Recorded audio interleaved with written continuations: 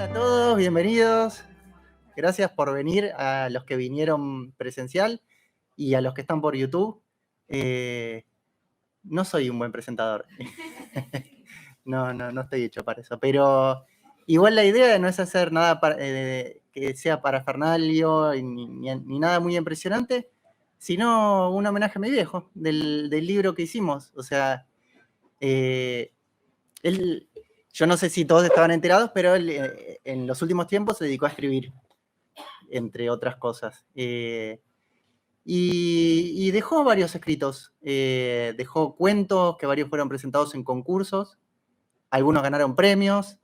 Y bueno, en este libro están todos los cuentos y está aclarado en qué concurso se presentó y con qué seudónimo, que eso también es lo importante.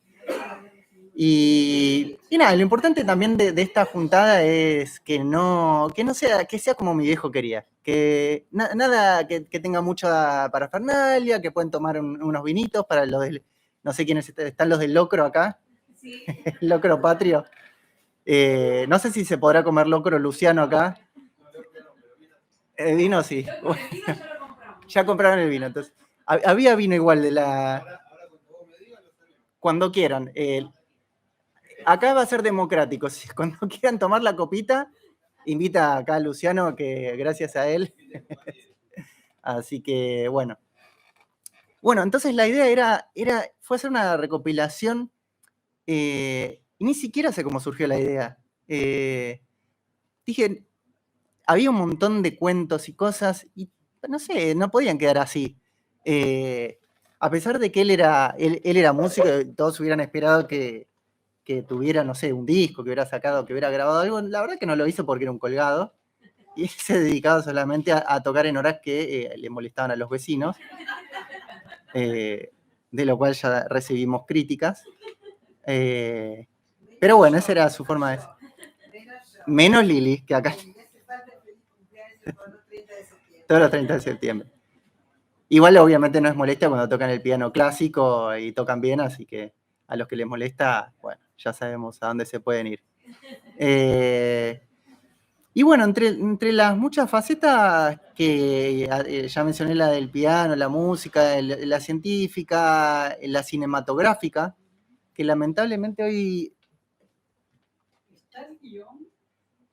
Está el guión, pero no está acá.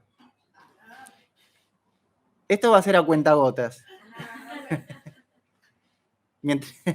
Mientras sigan solicitando va a seguir habiendo material, pero lo del guión es más complicado. En principio fue el libro, que es más fácil. Bueno, acá, en principio quería pedir un aplauso para Luciano, mi primo,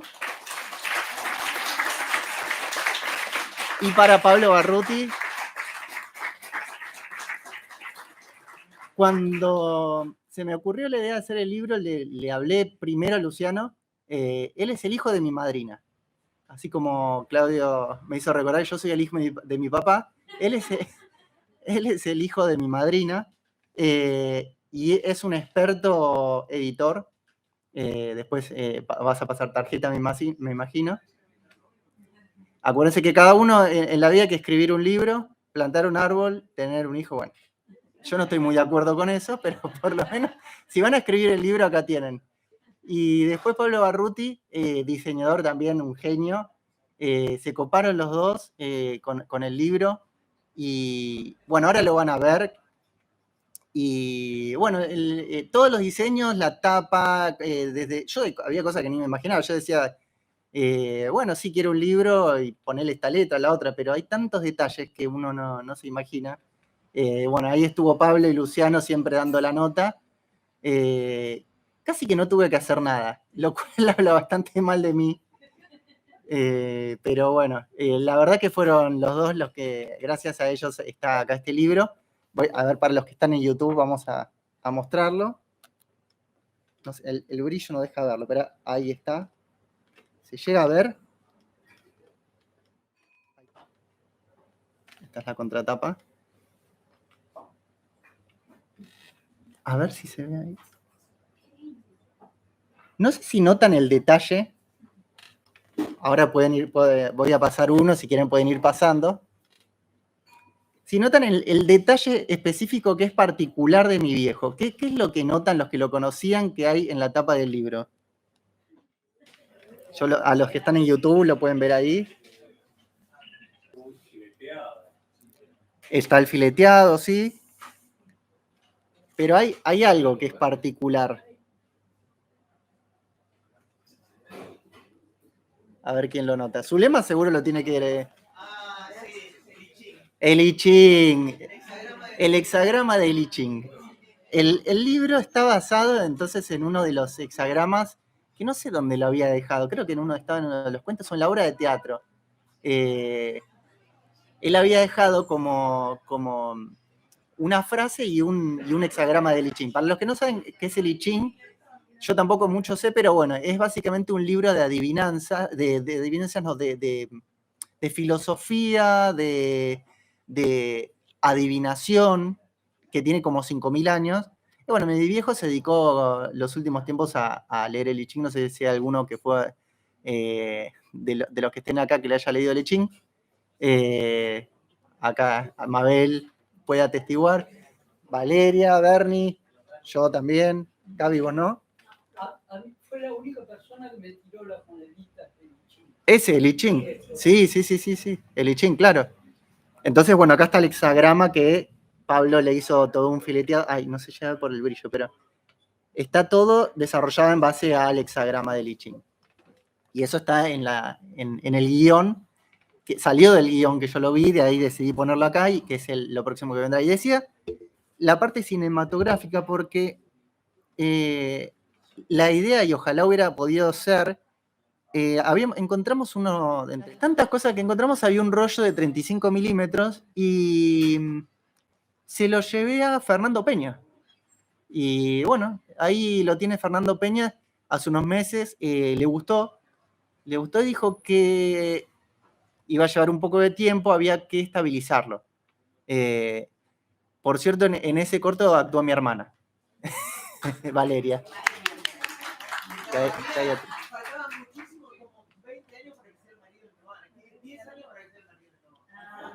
Mira vos, esos detalles que nos enteramos. Bueno, entonces se lo llevé a Fernando Peña, le gustó, dijo que lo va a estabilizar y va a tratar de pasarlo por ATC. ATC soy... Soy hijo de mi viejo. ¿Cómo se llama ahora? Televisión Pública. Yo tengo el guión, así que... Sí, todo el que quiera aportar. No sé qué saldrá de eso. Yo había pensado hasta que primero lo haga un conjunto de teatro para ver cómo sería. De todo. O sea, pero en principio, bueno, nada. El que aporte ideas, ganas, lo que sea, hacer algo con eso. Y bueno, ahora yo lo que pensaba, como tampoco tengo mucho más para decir, quería que, no sé si todos saben, pero una de las personas que bueno, en su momento, cuando todo pasó, que le escribió un homenaje fue una compañera del INTI, que acá está, que quiero que se presente ella, y me gustaría que él lea, que está en el libro, es el homenaje de ella, y está acá como primera parte del libro de la presentación, así que bueno, si estás de acuerdo, todo tuyo. Le damos un aplauso.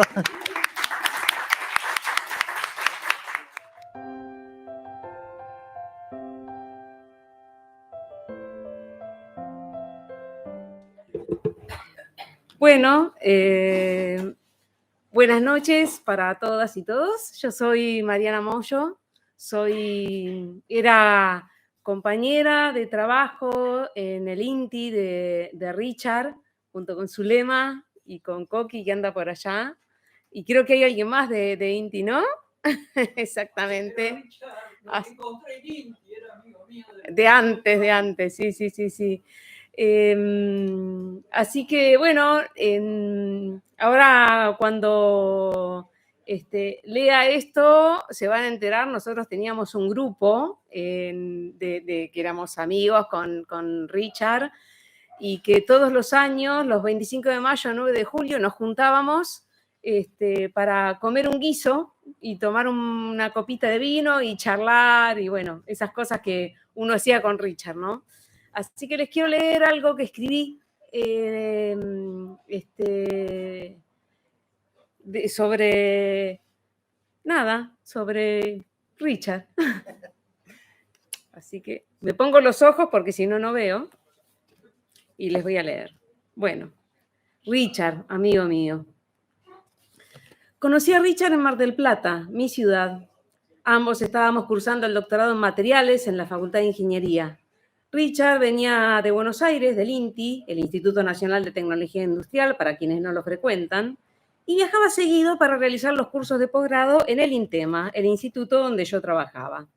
Las vueltas de la vida me llevaron a instalarme en Buenos Aires y a trabajar junto a Richard en el INTI, ese instituto con 2.000 empleados y una inevitable y bien plantada burocracia. Richard era un tipo bárbaro, un capo, y era mi amigo, el Richard.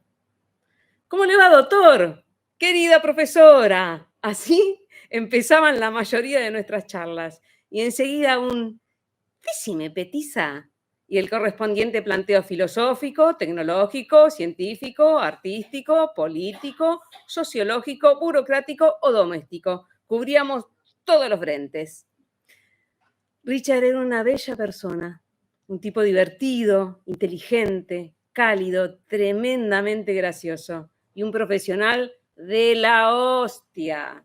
Cuando tenías algún problema técnico complejo de resolver, ahí marchabas a la oficina de Richard, que ahora es mi oficina, eso no está en el texto, pero se los cuento, que siempre le encontraba la vuelta, te iluminaba el camino.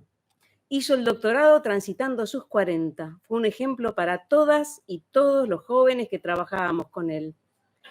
Era muy sabio. Tenía esa habilidad para analizar las situaciones difíciles de la vida, dándote el consejo justo, amoroso y contenedor, preciso para enfrentar lo que fuera. Les dije, un capo. Un día, hace muchos, muchos años, bastante más de 30, tomó el tren Mitre para ir a Inti, el tren equivocado, y se durmió. Despertó en el Tigre. Ya era tarde para volver al trabajo, así que se bajó, se tomó la cachuela y se fue a Carmelo, Uruguay. Ese era Richard, nada de desperdiciar el día.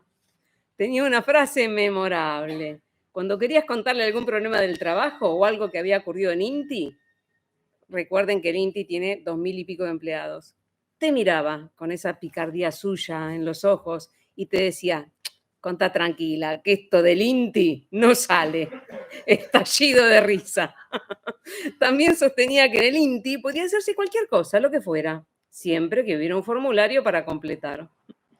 Anduvo muchos años en un Dodge 1500, muchos de ustedes lo recordarán, el Dodge, ¿no? Que bautizó como el trueno amarillo, medio destartalado, siempre lleno de libros, papeles, algún paquete de porotos aduki de la esquina de las Flores y sueltos por ahí sus globulitos homeopáticos. Un caos creativo, digno de su dueño. Tenía un gato siamés, Felipe, que gustaba de sentarse en la silla de la computadora y que le hiciera girar a 75.000 revoluciones por minuto. Un gato particular, digno de su dueño. Durante un tiempo almorzamos en Inti junto a dos queridos compañeros de otro sector, de física, el nuestro era plásticos, Mario Villani y Luis Bassani. Si los conocieron, Zulema, imagínense esos almuerzos desopilantes. Llorábamos de risa, en serio, llorábamos de risa. Mario era muy delgado, flaquito, un palito. Un día nos comenta, no puedo comer grasas porque tengo mucho colesterol. Richard lo mira, ¿no? Y le pregunta, ¿y dónde lo metes? Estallido de risa. Richard también era un artista. Cine, guiones, cuentos, narrativa. Y en los últimos años se interesó por la dramaturgia. Hace algunos años se sumó al taller de Mauricio Cartún, crack absoluto en lo suyo, y me contaba, encantado, las montañas de medialunas que aparecían para degustar en la pausa. Estaba convencido que lo del taller de dramaturgia era una excusa de Cartún para charlotearle de la vida, morfando medialunas y chupándose los dedos, algo que a él le parecía una idea sublime. A lo largo de los años me fue contando anécdotas de sus emprendimientos artísticos, maravillosas todas, desopilantes casi todas, como corresponde al caso, terminábamos a las carcajadas. Compartíamos esa necesidad de expresarnos. En ese tren me dio por el teatro y con esa amorosidad tan suya, Richard fue a todos los estrenos de mis obras. A todos. Lo escribo con lágrimas en los ojos. No puedo dejar de emocionarme al recordarlo y estoy tratando de no emocionarme en este momento. El día que se fue, físicamente, claro, sus amigas y amigos estábamos profundamente tristes. Y seguiremos tristes un tiempo largo, claro que sí, pero siempre lo recordaremos con una sonrisa. Es inevitable. Si hay algo que hacíamos con Richard, era reírnos, a carcajadas. Eso es muy bello. Reírnos nos hace bien. Richard nos hacía bien. De ahí nuestra tristeza.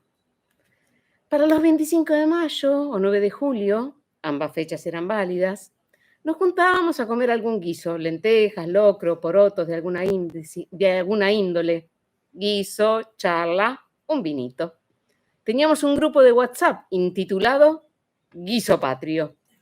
El último fue en pandemia virtual. Invito a todas y todos los que lo conocieron y estimaron a Richard. Honremos su memoria zampándonos un buen guiso y un vinito cada 25 de mayo o 9 de julio, a elección. El guiso también a elección. Y un buen tinto, pues. A tu salud, Richard, a tu salud. Cuánto te extraño, amigo mío. Hasta la victoria, Richard.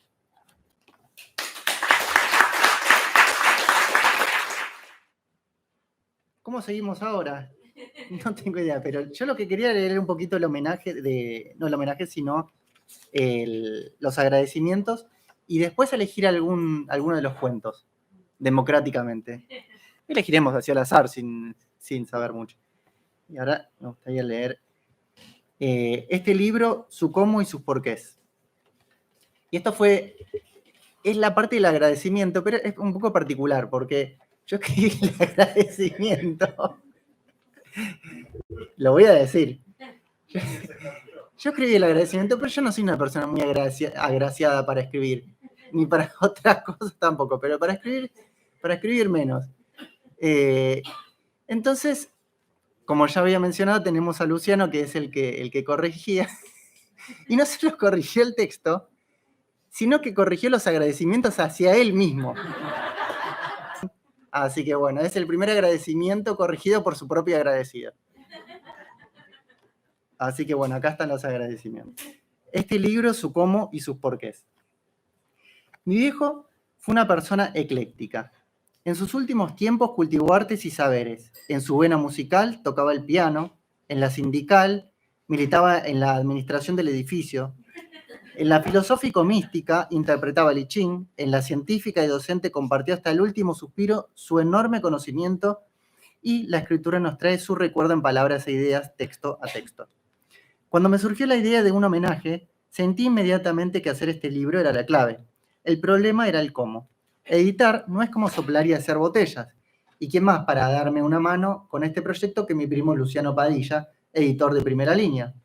Para llevar adelante la tarea se sumaron Bernie, que acá está, que fue clave a la hora de pasar los textos en limpio, y Pablo Garruti, que los armó con oficio y sensibilidad y armonía. Mariana Moyo, amiga de ley, aportó un hermoso y logrado retrato de nuestro Richard.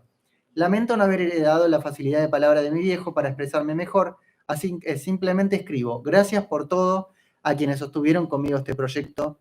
Y en cuanto al porqué de este libro, voy a recordar lo que alguna vez le respondí a su hijado por teléfono. Soy el hijo de mi papá.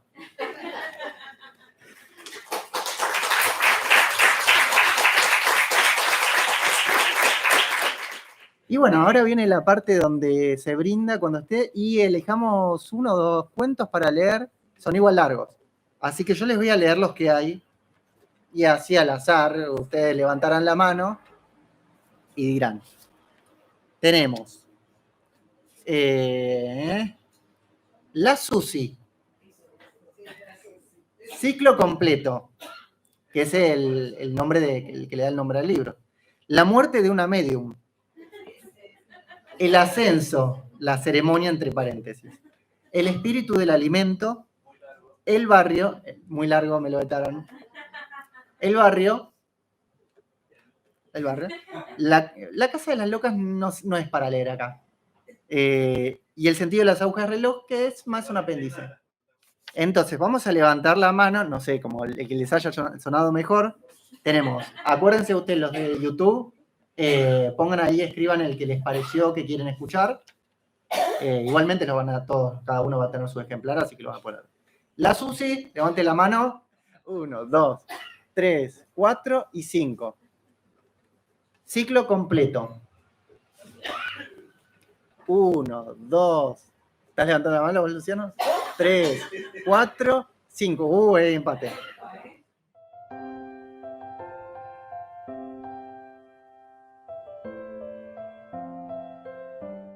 Vamos a leer la Susi. Siempre íbamos caminando desde casa a la terminal los tres. Cacho, el mecánico, el Tanito, gomero de la línea, y yo. Hablábamos de todo en ese corto trayecto por San Justo. Y no perdimos la costumbre. Hoy, el tema fueron los ravioles que hizo Gladys, mi mujer. ¡Una diosa! Comí 3 platos que terminaron en una flor de siesta. En la última cuadra, sobre la avenida, disfrutábamos de la sombra de los árboles de mora frente al convento. La línea iba de San Justo a Barracas de Belgrano. Daba gusto ver, al entrar, a todos los colectivos alineados como granaderos. En el portón lo encaré a Cacho. Mira, flaco, que cuando vuelva te lo dejo para revisar. Fíjate los amortiguadores que los tengo medio flojos. Vos andás medio flojo, contestó. Por lo menos los amortiguadores tienen arreglo. Esa noche el chat estaba totalmente aburrido. Parecía que se habían puesto todos de acuerdo para decir pavadas. Otros estarían en charlas más íntimas en el privado. Era como la 1 de la mañana y la cosa no daba para más. Ya por irme puse un mensaje inocente. ¿Alguien de Palermo Viejo? Pasó un rato más de frases triviales y de repente vi un mensaje que decía: yo soy de Palermo Viejo. Su nick, la Susi. Me causó mucha gracia. Había estado callada todo el tiempo. Tímidamente empezamos a hablar. Sí, los dos éramos de Palermo Viejo. Me contó que vivía por El Salvador, donde se cortan las paralelas Tames y Uriarte, es decir, el infinito. Y esa vez nos quedamos charlando hasta las 4 de la mañana. Me senté al volante y probé dándole unos golpes al acelerador para escucharle el ruido. Eso era lo que me gustaba, sentir cómo los 200 caballos que tenía en mi pie me cantaban todos al unísono. Era mi himno personal, una máquina roja, potente, brillante, de tan limpita. Manejé despacio, disfrutando ese momento, hasta la parada frente a la puerta del playón, donde solo subió una viejita que sacó boleto de 1,75. Viaje largo. Se sentó en un asiento individual. Volví a encontrarme con la Susi en el chat. Hablamos más. Separada, una hija, hacía cerámica, daba clases, tenía un taller. Una perrita, Tamara. El barrio era nuestro lugar común. Palermo Viejo es artístico, esotérico, dado a lo artesanal, mezclado con confiterías, librerías, casas de ropa, de comida, talleres de carburación, casas transformadas en hoteles familiares. Esa noche nos quedamos hasta las 3:30. Recorrí bastante rápido el camino hasta la General Paz, subió poca gente, todos iban sentados. Entré en la capital por Alberdi, pleno Mataderos. En la noche que siguieron, descubrimos que nos gustaban las mismas cosas, los mismos lugares. Era de no creer. Teníamos los mismos tiempos. La Susi y Tamara eran ávidas exploradoras. Disfrutaban descubriendo rincones del barrio. Conocían sus historias y características. Así, sus relatos me fueron introduciendo en los secretos de muchos pasajes. Soria se interrumpe abruptamente y después continúa. Santa Rosa llena de enredaderas con su añosa casona el bosquejo. También Russell, el microscopio Atacalco, con casas de una vereda sola y árboles que lo tiñen con maravillosas flores amarillas. La mística del templo de Saibaba, las galerías de arte, el abrazo de los árboles de la calle Tames. Nada escapaba a los meticulosos recorridos del dúo. Esta geografía, narrada por la Susi, tenía otra magia indescriptible, como si ella sacara cada detalle de su caja personal de sorpresas. Lo mío era más concreto. Me encantaban las historias de la Plaza Medrano, a donde iba a correr, con detalles del tiempo en que aún pasaban los tranvías tirados por caballos y los perros les ladraban y los corrían durante el recorrido. Imaginaba el escándalo gigantesco en todo el barrio. Por Floresta ya el colectivo se había llenado y había concierto de bocinazos. En la parada de la Plaza Flores quiso colarse un punguista, pero como ya lo tenía visto de otras veces, le hice un gesto y se quedó abajo. Me daba curiosidad la viejita. Traté de adivinar su edad, pero no pude. Su cabeza era pequeña, casi frágil, con algunas canas entre el oscuro cabello recogido. Hasta bella, diría. Miraba por la ventanilla con mucho interés. Yo aprovechaba las paradas y la observaba. Con la Susi cada vez hablábamos más de nosotros, de nuestras cosas, nuestras relaciones, nuestras familias. Sin darme cuenta, los días empezaron a transformarse en cuentas regresivas en que la hora de encontrarla de nuevo no llegaba más. ¿Estaría? A veces, sin cenar y con un sándwich en la mano, me iba al chat. Nos confesamos que a los dos nos pasaba lo mismo, pero algo había cambiado en nuestras vidas. Entonces decidimos encontrarnos. Elegimos alguna de las mesitas dispuestas en la vereda del bar El Taller, símbolo de Palermo Viejo, que daba a la placita Cortázar, justo sobre la curva de Serrano. Llegué primero. Me senté, cosa que no nos fueran a ocupar esa mesa que habíamos convenido. Igual no había mucha gente y perduraba la claridad del día. Al rato la vi llegar, con su pelo castaño enrulado y los ojos de un azul grisáceo muy particular, que parecían leer tus pensamientos al mirarte. Me sonrió y se sentó frente a mí. El tránsito había aflojado bastante y de nuevo venía medio vacío. Casi llegando a Corrientes, me crucé con mi primo, chofer de la 65. ¿Qué hace, glóbulo rojo?, me gritó, riendo desde el colectivo. ¿Qué hace, gallina?, grité. Nos quedamos así, sentados uno frente al otro, los dos absolutamente sin saber qué hacer ni qué decir. Una vez había leído que el amor es eso, una sensación de estar infinitamente superado por la situación. A vos te pasa todo, pero no podés expresar nada. Nos quedamos mirándonos a los ojos, cada cual sin poder desviarlos del otro. Alrededor de su pelo se filtraba un halo de luz muy tenue, como un contraluz, tal vez por efecto del sol que se iba poniendo. Crucé Córdoba, que estaba pesada a esa hora, y encaré por Palermo Viejo. 3 cuadras después, vi con asombro que la viejita se había levantado y esperaba para bajar. Me fijé. Llevaba más de 1 hora y media de recorrido. Nos miramos en silencio. Parecía que estábamos inmersos en una burbuja, ella y yo solos, navegando en un tiempo detenido. Un halo de luz muy tenue jugaba con los bordes de su pelo. Entonces me sonrió y puso sus manos sobre las mías. El halo de luz se hizo bruscamente más intenso y terminó de envolverla. En ese instante comprendí que siempre la había conocido, no solo ahora, y también que siempre iba a serme conocida. Después que pasó todo, volvimos los 3 caminando por la avenida, como de costumbre. Cacho tenía su mano sobre mi hombro. No llores más, hermano, me decía. A cualquiera le puede pasar. No fue tu culpa. Se te rompió la dirección, hermano. Tenés una foja de servicios excelente, decía el Tanito. Si nunca te pasó nada. Es que esto no me lo olvido más en mi vida, les dije. Tenían que haberlos visto. Los dos agarrados de las manos, como mirándose. Hasta parecía que sonreían. Pero, ¿y la viejita? No sé, Se acercó a ellos, se agachó, les cerró los ojos y se fue caminando por Serrano como si nada. Después dobló por el pasaje Soria y no la vi más. A lo lejos noté que Gladys me esperaba en la vereda de casa.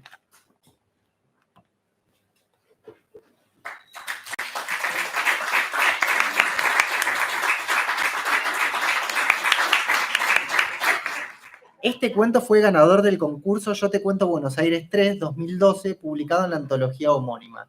Me acuerdo que, creo que fuimos, Claudio. ¿Te acuerdas que fuimos? Este es el cuento con el que mi viejo ganó en la legislatura, que fuimos. Este es el cuento que ganó. Este era el cuento, sí. Bueno, y este salió en la antología de cuentos, ¿se dice, no? Sí. Este salió en la antología de cuentos. Ahora ya tiene su propia casa. Y bueno, nada, me acuerdo que habíamos ido con Claudio y obviamente lo que más nos gustó fue el catering. Es lo único bueno que recuerdo del gobierno de la ciudad. Bueno, ahora hacemos entonces el brindis y seguimos. Yo no pienso leer porque no leo bien. Quiero mostrar ahí la chapa, que esta sí va de parte de mi viejo, porque cuando estaba revisando la computadora para sacar algunas cuentas y esas cosas, encontré esto que por ahí no pega mucho con el espíritu del libro, o sí, pero sí pega con el espíritu de mi viejo, que era bastante ecléctico.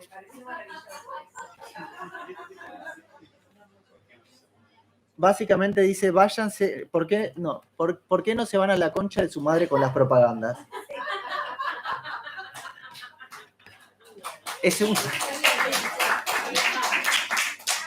Estaba en un archivo de Paint que seguramente debe haber pegado en el ascensor o en algo, o en algún lado, se lo mandó a alguien, porque seguramente estaba cansado de las propagandas y ahí estaba. Me pareció bastante pertinente para mostrar lo ecléctico que una persona puede ser, ¿no? Un brindis. Salud, pa. Que debes andar ahí con Felipe.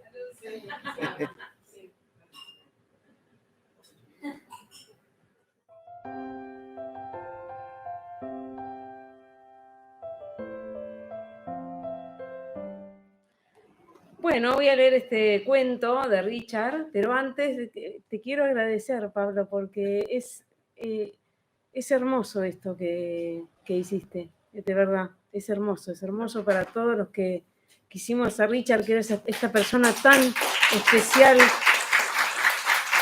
Veníamos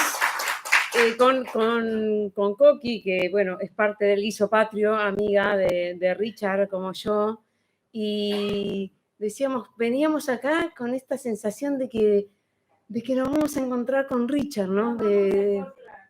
Exactamente. Empieza con una frase que dice: las fronteras separan los territorios diferentes, pero también los unen. Liu Xi. Y ahora les voy a leer el cuento. Era como un ritual, con todos ahí juntos, heterogéneamente juntos, como si hubiéramos sido elegidos para celebrarlo, con pasos que fuimos dando ya desde meses atrás para recorrer un camino preestablecido, respetando sus estaciones y sus diminutas ceremonias previas, las consultas, los estudios, las ecografías de ayer. Era la espera interminable de hoy en esa sala fría, cúbica, casi inhumana. Disimular el miedo era la consigna innombrable representada a la manera de cada uno, como cada cual podía, a la espera de ese momento único que aguardaba agazapado, ese instante exacto en que iba a irrumpir definitivamente en nuestras vidas.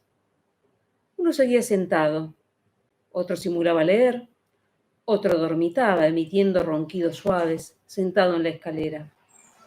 Me puse a caminar, ida y vuelta, una y otra vez, por el corredor que parecía ya gastado de guardar la memoria de los miles de pasos que lo habrían recorrido.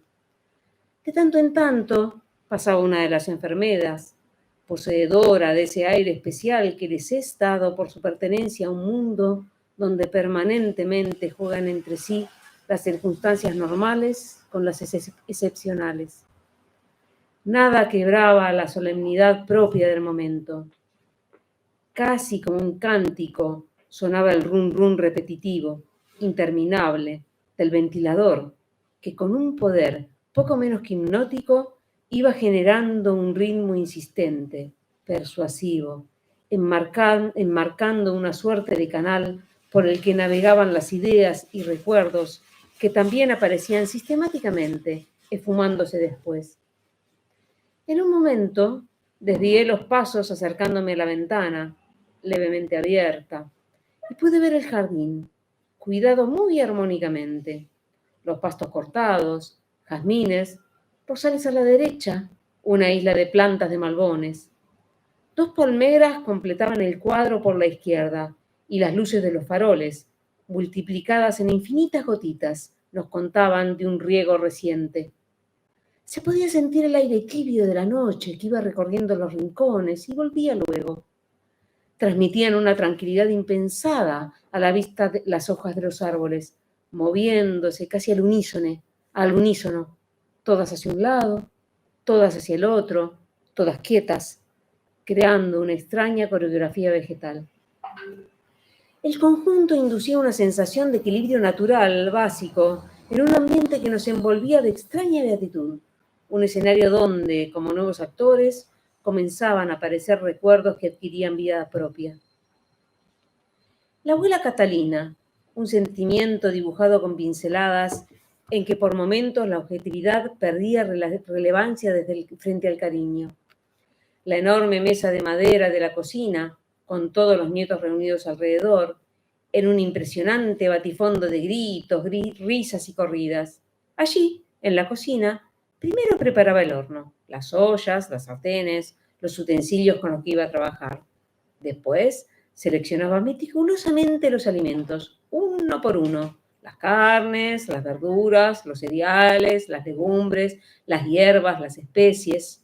Los lavaba lentamente, recorriéndolos, tanteándolos, casi como disfrutando de su aspecto, su textura, su aroma. Y recién entonces comenzaba a cortarlos, separándolos luego por el tipo de cocción que les iba a dar. En este punto era donde hacía un alto. Se acercaba a la ventana y ya fuese en invierno o en verano, corría un poco la cortina que la cubría, la entreabría suavemente. Aparecía pleno su tesoro más cuidado, el jardín, el lugar donde transcurrió gran parte de su infancia. Se apagaban entonces los gritos y se paraban las corridas. Incluso puedo ver nuevamente las caras de todos nosotros mirándola, siguiendo cada uno de sus pasos, con una expresión entre el asombro y la admiración. Era justamente el momento en el que todas nuestras miradas estaban pendientes de la suya. Cuando su vista se dirigía afuera y en la expresión de su rostro se marcaba cada línea de su pensamiento. Mi abuela entrecerraba los ojos y aspiraba muy, muy lentamente los aromas que le iban llegando, quedando así varios minutos en ese estado casi de meditación, como de éxtasis. Se sentía cada vez más una fragancia que venía desde el jardín. Asomaba cabalmente el aroma de los pastos húmedos, recién regados, sobre el que se había encaramado la fragancia de las maderas y las flores. Esto tenía que ser antes de cocinar, por supuesto, para que los olores de la cocción no pudieran tapar la sutileza de ese mensaje que le iba llegando. No era siempre el mismo. Desde luego, todo dependía de la época del año, de la estación, de la hora del día, de tantas cosas. Eran diferentes los aromas del amanecer que los del mediodía o al ponerse el sol, antes o después de una lluvia. Además, y eso ella nos lo había enseñado pacientemente, siempre había un aroma que era central, que comandaba. Los demás a veces solo lo acompañaban y otras veces lo potenciaban. Podía venir de las flores, de las hierbas o simplemente de las maderas de los árboles. Era un lenguaje preciso, primitivo, que le habían compartido todos los integrantes del jardín. Después de unos minutos, todo terminaba. Abría nuevamente sus ojos, porque ese momento ya le había permitido decidir del todo cuál iba a ser nuestra comida. Volvía a la tabla de madera de los alimentos y prendía las hornallas.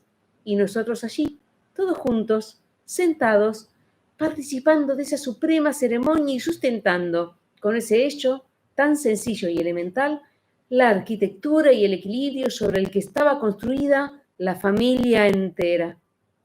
Casi puedo reconocer las caras de todos nosotros mirándola, siguiendo cada uno de sus pasos con una expresión entre el asombro y la admiración.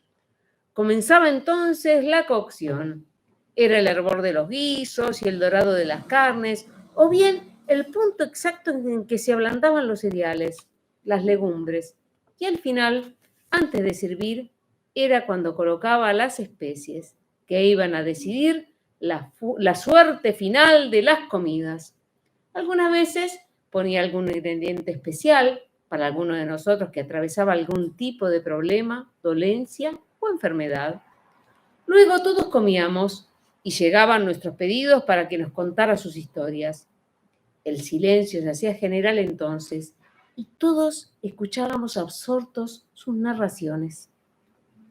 Nos encantaba cuando nos llevaba en ellas a su infancia, en un pueblo chiquito de la Ucrania de principio de siglo. Casitas, sembrados, caminitos del campo, alguna que otra fábrica incipiente, pero sobre todo nos contaba de su familia con una memoria casi fotográfica. En semejante situación, era complicado mantener nuestra atención y, por lo que recuerdo, nunca nadie, se llamaran padres, tíos o maestros, lo había logrado, pero ella lo conseguía sin dificultad alguna. Las enfermeras parecían salidas de algún jueguito de PlayStation. De pronto una puerta se abría, una enfermera aparecía con una bandeja, un carrito o una caja con remedios, caminaba un tramo por el corredor y entraba por otra puerta. Quedaba todo en silencio nuevamente. Se abría una nueva puerta, salía otra enfermera y el ciclo recomenzaba otra vez, una y otra vez. Me sentí realmente muy tonto en mi intento de adivinar cuál era la próxima puerta que se iba a abrir y desistí rápidamente. Mis compañeros de espera no parecían estar mejor. El que leía parecía seguir leyendo. Y ahora eran dos los que caminaban por el corredor, conversando suavemente para no quebrar la calma general impuesta por nosotros mismos. La imagen de Natalia, ahí cerquita en su camilla, me rondaba. La idea si hice bien o mal en no estar ahí, con ella. Me habría reconfortado tenerla con su mano sobre la mía, apretándome hasta el alma cuando venían las contracciones. Pero si hay algo que no pude soportar en mi vida, es el sufrimiento de los demás, las situaciones de dolor ajeno. Nunca pude superarlo. «Es nena, papito», me decía mientras me abrazaba durante la ecografía. «Una chancletita, ¿viste?» Mi mamá estaba segura por la forma de la panza, y esto ya me lo decía lagrimeando. El pensamiento me taladraba la cabeza una y otra vez. No va a pasar nada malo, no va a pasar nada malo. Me lo repetía una y otra vez, rítmicamente, tratando de que fuera ese pensamiento, solo ese, encapsulado en el centro de una burbuja, el que decidiese la situación que estaba por venir. No va a pasar nada malo, volvía y volvía a aparecer cada vez.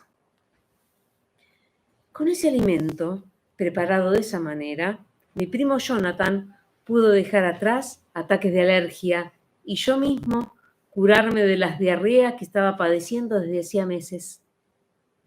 También mi tía Sonia pudo quedar embarazada gracias a las recetas de la abuela. Y sé de tantos otros casos de familiares, vecinos, conocidos, en los que las comidas de que ella preparaba tenían efectos que casi lindaban con lo milagroso. A nosotros nos encantaban las historias de las mujeres de la familia, que al parecer eran bastante especiales, tal vez por algo como un legado genético, o bien por una decisión del mundo espiritual, o por uno y otra. Hasta donde se alcanzaba a saber, una lejana antepasada trabajaba con el líquido, un preparado especial contenido en un cuenco. Lo llenaba casi hasta el borde. Comenzaba a tamborilear sus dedos sobre la mesa y de pronto, sobre las ondulaciones que se iban formando sobre la superficie, comenzaban a aparecer historias que ella podía descifrar. Otra era la abuela de su madre, la bisabuela, que utilizaba trozos de cortezas que elegía personalmente, directo de los árboles, a los que les pedía un respetuoso permiso. Los dejaba secar durante semanas para luego, ya en funciones, ponerlos a calcinar muy suavemente sobre un brasero, interpretando las figuras que se iban formando sobre las brasas ardientes. Estaba también la que leía las cartas, una tradicionalista probablemente, o la de los sueños que anticipaban los sucesos que, tenlo por seguro, iban a ocurrir. Esto, si ya seguimos perdiéndonos en los orígenes de la compleja, aunque no escrita historiografía de mis antepasados. Así, era claro, había una suerte de signo familiar que venía colándose en nuestro árbol genealógico como un polizón genético, a modo de señal de nacimiento o algo que marcaba el destino personal de cada uno. Por otra parte, no es que se la fueran con chiquitas, no, para nada. Parece que cada una en lo suyo podía dictar cátedra. Se decía que no solo la familia las consultaba, sino que, en el caso de las del cuenco, también daba respuesta a personas muy importantes que recorrían kilómetros para verla y poder penetrar así en los vaivenes de su destino. En cuanto a Catalina, parece que ya desde chica sintió que algo en su relación con los alimentos iba a ser muy especial y lo fue aprendiendo casi como un juego. Claro, al principio la madre veía con sorpresa que ella siempre conociese cada una de las preparaciones y condimentos que había que utilizar, como si fuera la ejecutante de un instrumento particular para el que había sido dotada. Su madre, Ana, Anushka la llamaban, veía que en realidad ese era el tema desde el vamos, desde muy pequeñita, en sus juegos infantiles, con sus amigas o sus hermanas. La preparación de la comida era su tema central. Se puede decir que aprendía jugando, al tiempo que era ella quien decidía qué había que preparar para tal o cual situación. Entonces su madre tuvo esa inteligencia natural que tienen algunas madres para dejarla hacer. Así, Catalina fue creciendo en ese conocimiento y más adelante comenzó a decidir también qué había que agregar y por qué, para dar el toque final a cada preparación. Señor Gómez Remoredo, anunció pomposamente la enfermera que apareció en la puerta de la sala de partos. Pase, su señora está bien. Es un varón. La figura corpulenta del hombre se balanceó casi torpemente hasta la puerta y abrazó fuertemente a la enfermera. Gracias, mil gracias, querida, le dijo casi en un grito que se transformó finalmente en sollozo. Se dio vuelta y mirándonos a todos nos gritó en sollozos, entre sollozos. ¡Un varón! ¡Es un varón! ¡Va a ser de Racing, boludos! ¡Va a ser de Racing! Repetía mientras se alejaba por el corredor. Todos nos miramos y comenzamos a reírnos más y más hasta que la complicidad desatada terminó en una estruendosa carcajada general, cortada finalmente por una reflexión del que estaba al lado mío. Pobrecito, qué triste porvenir le espera de Racing, nada menos. Las plantas aparecieron más adelante, cuando estaba ya más crecida y pasaba largos ratos en un parque cercano a su casa, acompañada por sus hermanas o alguna amiga. Esa fue mi escuela, nos contaba. Fue el periodo en que empezó a desenmarañar el porqué de los aromas de las plantas. Ellas nos entienden, decía, y nosotros tenemos que entenderlas a ellas. Cuando vino a la Argentina, a eso de los 20, conocí a mi abuelo, también ucraniano, que la quiso inmensamente y con el que compartía la pasión por las plantas. Catalina pasaba horas en el verdor de su calle de Villaluro, con su sector de plantas y flores más cercanas. Ahí estaban los rosales, los jazmines y un sector que había reservado para las lavandas y las azucenas. Ahí estaba también el algarrobo, con su hamaca para los chicos colgando de una rama. Más atrás estaba la huerta, donde por las mañanas plantaba sus semillas y cosechaba las verduras para el día, lechugas, tomates, calabazas, cebolla, de todo un poco tenía. Todo esto coronado por los árboles de naranjas y el limonero. Y al costado, por fin, el rincón preferido, donde crecían las hierbas y las especies. Allí convivían el tomillo, el laurel, el cilantro, el estragón, con algunos invitados, los pimientos, el rábano blanco y el hinojo. Había conseguido incluso un banco de plaza que puso en un claro del jardín, protegido por la sombra del limonero. Ahí se sentaban por las tardes y resolvía las consultas de la familia, los vecinos, sin excepción. A veces, sin saber nada, lo entendía todo.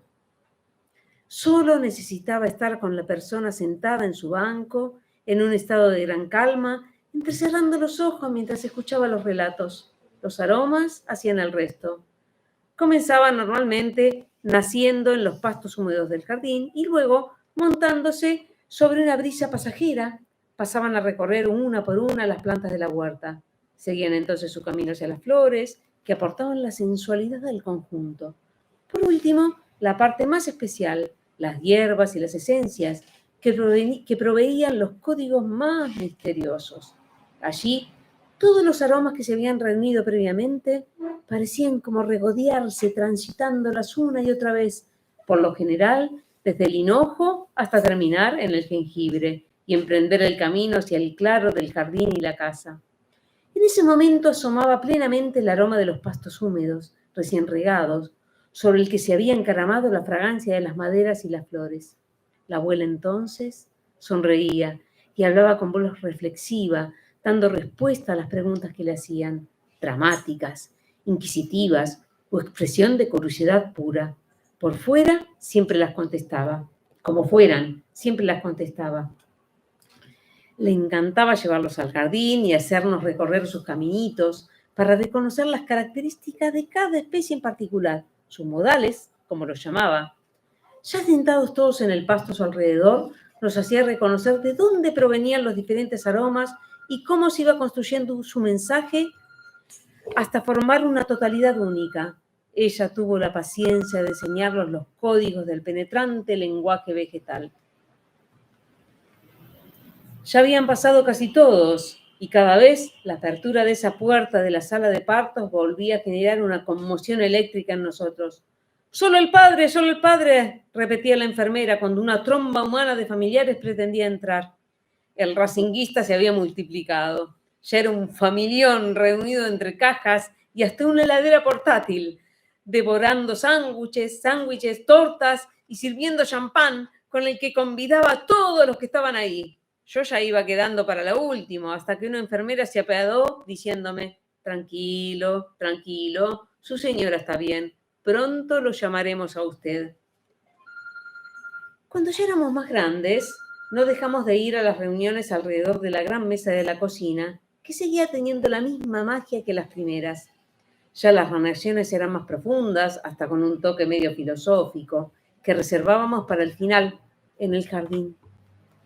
La abuela nos contaba que, para ella, las situaciones de la vida tenían características similares a las de la preparación de los alimentos, y el arte era justamente eso, lo que podía diferenciar a un gran cocinero de un dotado, poseer la intuición necesaria para recorrer ese puente misterioso que une lo intangible, la sensación de algo, y lo tangible, la materialización de ese algo.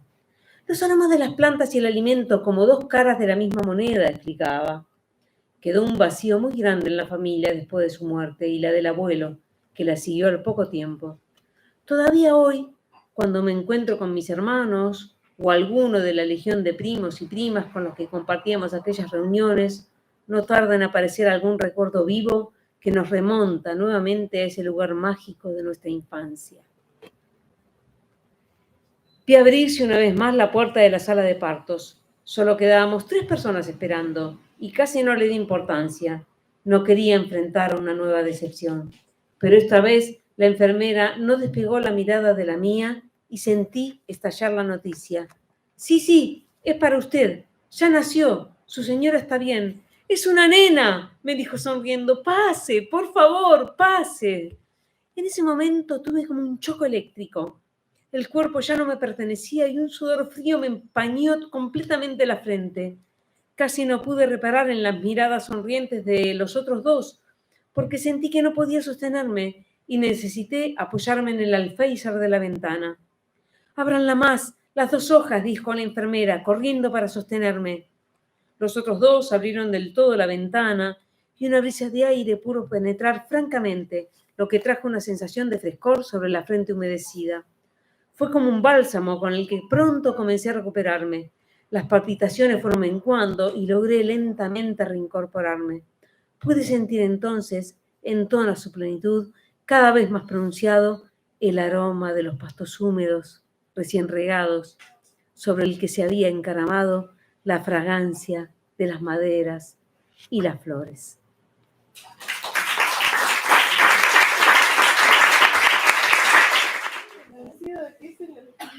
Bueno, yo me quedé con la idea de preguntarle a Mariana cuándo actuás.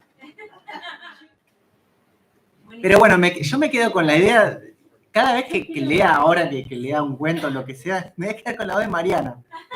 No voy a poder, no se puede leer de otra manera un cuento. Y menos estos. Porque lo leíste con, no sé, no sé, perfecto. No puede ser más que perfecto. Bueno, no hay mucho más que decir, así que gracias a todos por venir y gracias a todos por participar. Bueno, me despido entonces de todos y gracias por venir.